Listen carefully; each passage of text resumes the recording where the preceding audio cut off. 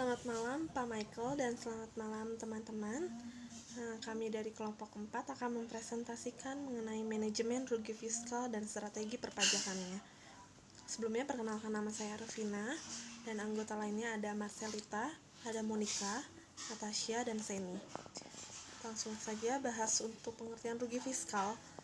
Laba atau rugi fiskal adalah hasil dari perhitungan laba atau rugi komersial setelah dilakukan penyesuaian atau koreksi fiskal baik positif ataupun negatif. Di sini jika pengeluaran yang diperkenankan setelah dikurangkan dari penghasilan bruto didapat kerugian tersebut dikompensasikan dengan penghasilan neto atau laba fiskal selama 5 tahun berturut-turut.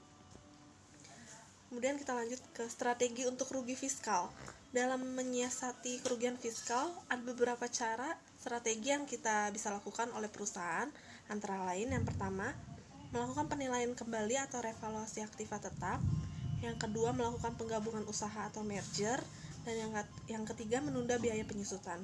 Untuk penjelasan selanjutnya akan dijelaskan oleh anggota lainnya. Nah, untuk yang kedua ada penggabungan usaha atau merger.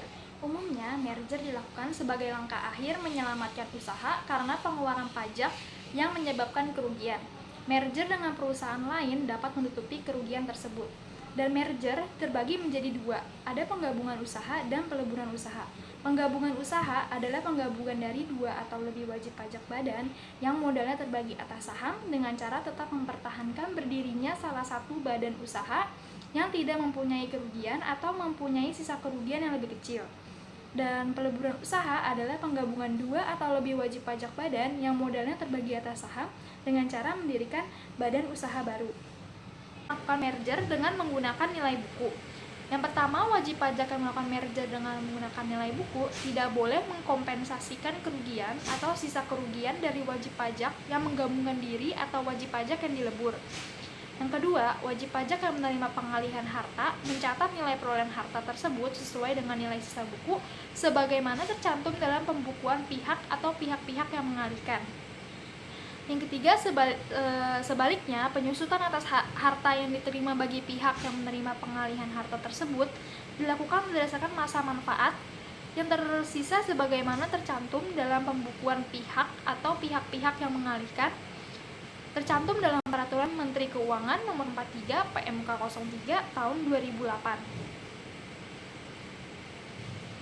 Wajib pajak yang melakukan merger wajib memenuhi persyaratan sebagai berikut. Yang pertama, mengajukan permohonan kepada Direktur Jenderal Pajak dengan melampirkan alasan dan tujuan melakukan merger dan pemekaran usaha.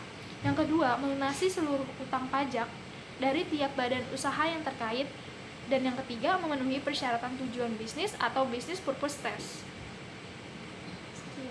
Perkenalkan, nama saya Monica. Saya akan membahas tentang revaluasi aset tetap. Berbicara tentang revaluasi aset tetap, yaitu suatu penilaian kembali atas aset tetap yang dimiliki oleh perusahaan atau entitas. Hal ini dilakukan karena adanya kenaikan nilai aset tetap yang ada di dalam pasaran atau karena rendahnya nilai aset tetap dalam laporan keuangan perusahaan akibat dievaluasi.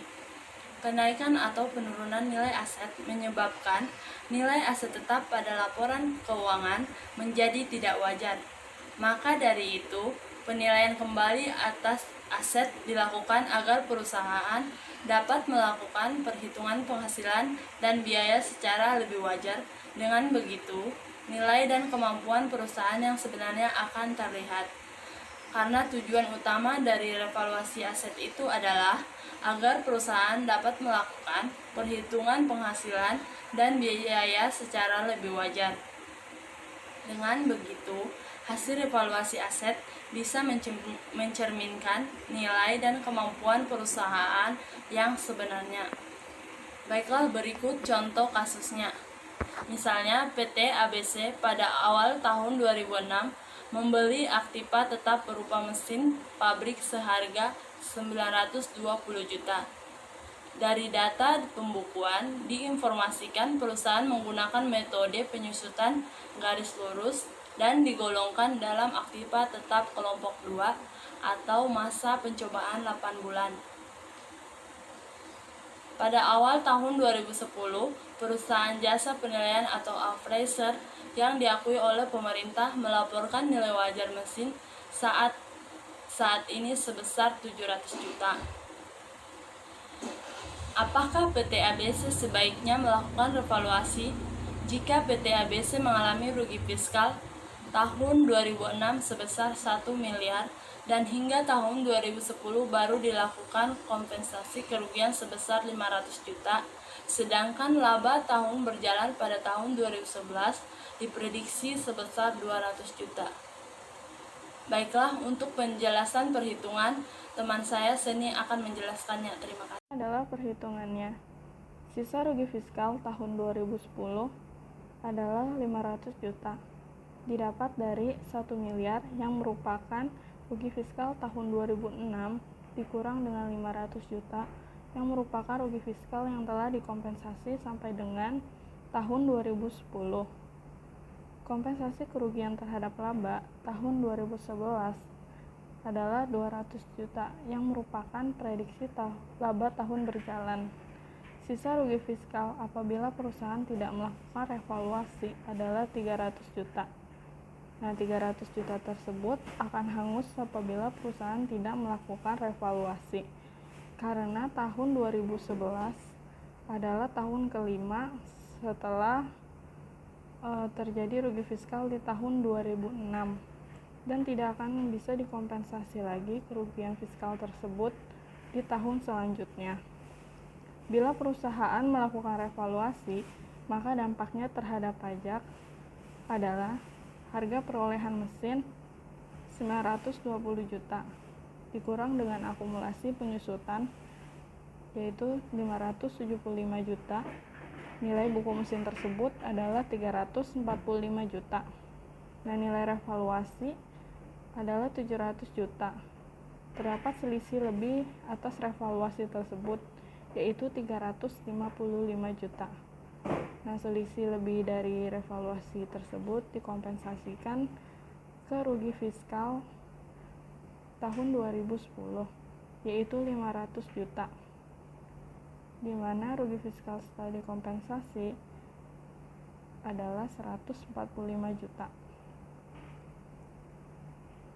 Dari perhitungan tersebut, apabila perusahaan melakukan revaluasi, maka perusahaan tidak perlu membayar PPh final 10% karena selisih lebih dari revaluasi tersebut dikompensasi ke rugi fiskal dan masih terdapat saldo sisa rugi fiskal.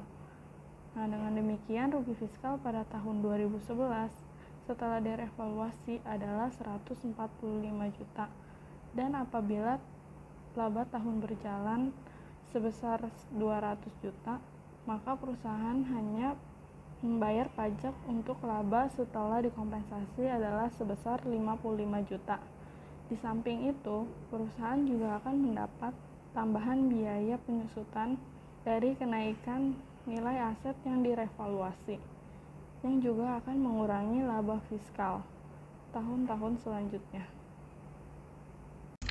Nah, selanjutnya menunda biaya penyusutan.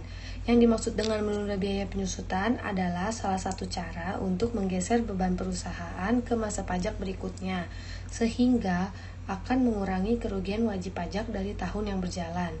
Menunda biaya penyusutan harta berwujud hanya diperbolehkan bagi wajib pajak yang bergerak di bidang usaha tertentu, yaitu yang pertama bidang usaha kehutanan meliputi kehutanan dan kayu. Yang kedua, bidang usaha industri perkebunan tanaman keras meliputi tanaman keras.